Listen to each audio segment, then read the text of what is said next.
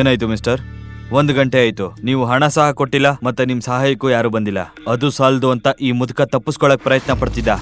Guards ಅವನನ್ನ ನೋಡಿ ತಡೆದು ನಿಲ್ಸಿದ್ರು. ಇಲ್ಲ ಅಂದ್ರೆ ಏನ್ ಕತೆ ಆಗ್ತಿತ್ತೋ ಏನೋ. ನೋಡಿ ಮಿಸ್ಟರ್, ಈಗ 2 ಗಂಟೆ, 5 ಗಂಟೆ ಒಳಗೆ ನೀವು ಆಂಟಿಕ್ ಸ್ಟ್ಯಾಚ್ಯೂಗೆ ದುಡ್ಡು ಕೊಟ್ರೆ ಸರಿ, ಇಲ್ಲ ಅಂದ್ರೆ ಪೊಲೀಸ್ನ ಕರ್ಸಿ ಈ ಮುದುಕನ್ನ ಅರೆಸ್ಟ್ ಮಾಡಿಸ್ತೀನಿ. ಈಗ ನಿಮ್ಮಿಬ್ರನ್ನ ನೋಡ್ಕೊಳ್ಳೋದಕ್ಕೆ ಗಾರ್ಡ್ಸಿಗೆ ಹೇಳಿದೀನಿ, ಗೊತ್ತಾಯ್ತಾ?